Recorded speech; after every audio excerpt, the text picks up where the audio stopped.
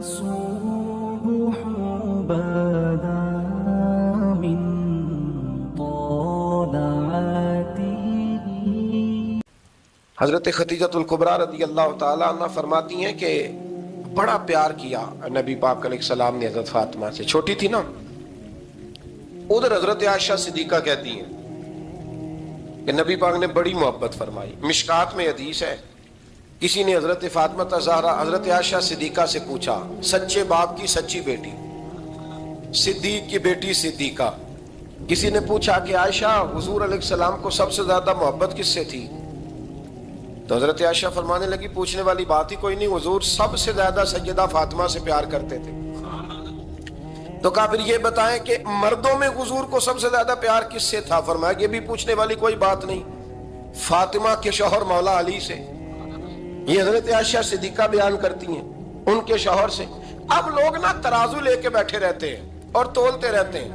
پیر سید فیض الحسن شاہ صاحب آلو مہاروی رحمت اللہ علیہ، ان کے پاس بھی ایک بندہ چلا گیا تو اس نے کہا جی بتائیں حضرت عائشہ افضل ہے کہ حضرت فاطمہ؟ تو آپ فرمانے لگے تجھے یہ سوال ہی نہیں کرنا چاہیے تھا، اس لیے کہ تیرے اور میرے پاس کوئی ترازو موجود ہے۔ اس نے کہا جی نہیں آپ بتائیں، بتانا پڑے گا۔ آپ فرمانے لگے نہیں بتاتا، کہنے لگا نہیں بتائیں، فرمانے لگے چل میں ایک بات بتا دیتا ہوں، فیصلہ گھر جا کے کر لینا۔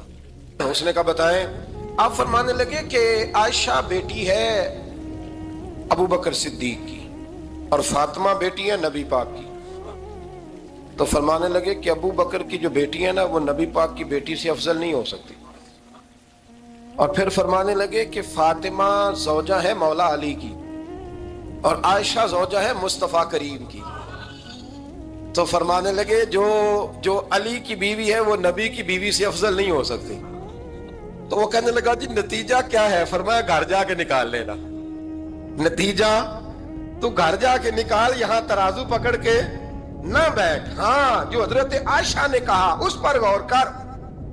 حضرت عائشہ خود گواہی دیتی سب سے زیادہ حضور حضرت فاطمہ سے پیار کرتے، چھوٹی عمر تھی۔ تو جناب خدیجہ ذرا انداز دیکھیے گا بیٹی کی محبت کا۔ حضرت خدیجہ فرماتی ہیں حضور جب گھر آتے نا تو دروازے پہ کھڑے ہو کے اونچی آواز میں فرماتے السلام علیکم۔ کہتے ہیں حضور نہ سلام لیتے، میں جواب دیتی اپنے گھر حضور آئے ہیں پر نبی پاک دروازے پہ ہی کھڑے ہیں۔ فرماتی ہیں کھڑے رہتے حضور، میں پھر تھوڑا ہنستی اور پھر میں کہتی فاطمہ سنتی ہو؟ اماں جی سنتی ہوں۔ فرمایا تمہارے ابا آ گئے ہیں دروازے پہ۔ تو فرماتی ہیں جناب فاطمہ وہاں سے دوڑ کے آتی اور رسول کریم کا دروازہ کھولتی، پھر نبی پاک کو انگلی سے پکڑ کے اندر لاتی۔ فرماتی ہیں جب تک وہ جاتی نہیں اللہ کے رسول دروازے پہ کھڑے رہتے، وہ انگلی پکڑ کے لاتی، پھر رسول کریم انہیں گود میں بٹھا لیتے۔ فرماتے ہیں وہ چھوٹی چھوٹی باتیں پوچھتی اور حضور ان کے بڑے بڑے جواب دیتے۔ وہ چھوٹی چھوٹی باتیں، بچپن کی ایک بات لکھی ہے ہمارے محدثین نے، ایک دن چھوٹی عمر میں، بالکل چھوٹی عمر میں حضرت فاطمہ نے پوچھا یا رسول اللہ میں اپنے رب کو کب دیکھوں گی؟ اللہ اکبر، عمر چھوٹی اور بات بڑی کر دی، میں کب دیکھوں گی؟ تو حضور نے فرمایا فاطمہ بڑی جلدی، رب کریم تمہیں جنت میں لے جائے گا اور ساری جنتی عورتوں کی سردار بنائے گا اور پھر میرا رب تجھے اپنا دیدار بھی کرائے گا۔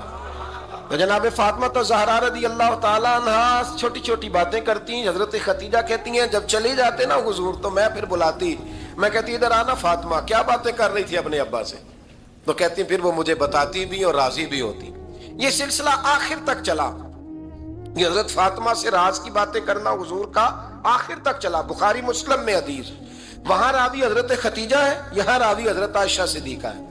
جناب عائشہ صدیقہ کہتی ہیں حضور کے وصال ظاہری سے کچھ دن پہلے خود نبی کریم علیہ السلام نے حضرت فاطمہ الزہرا کو بلایا، اور جب وہ آئیں تو کہتی ہیں ان کو میں نے آتے دیکھا تو میں نے پھر حضور کو ان کے استقبال کے لیے کھڑے ہوتے بھی دیکھا، پھر حضور نے ان کا ماتھا چوما، جہاں بیٹھے تھے وہاں بٹھایا، پہلو میں بیٹھ گئے اور فرماتی ہیں پھر باپ بیٹی باتیں کرنے لگے۔ میں کوئی چیز بنا رہی تھی تو جناب عائشہ کہتی ہے میں نے دیکھا کہ حضور نے ان کے کان میں کوئی بات کہی تو جناب فاطمہ رونے لگ گئی۔ پھر حضور نے کان میں کچھ کہا تو وہ مسکرانے لگی۔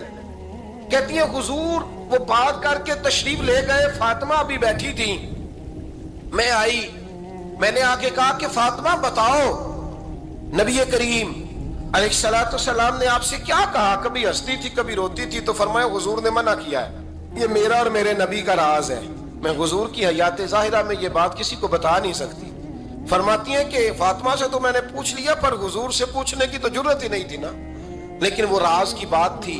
कुछ दिन गुजरे तो हुजूर बीमार हो गए, फिर कुछ दिन गुजरे तो हुजूर का विसाल हो गया।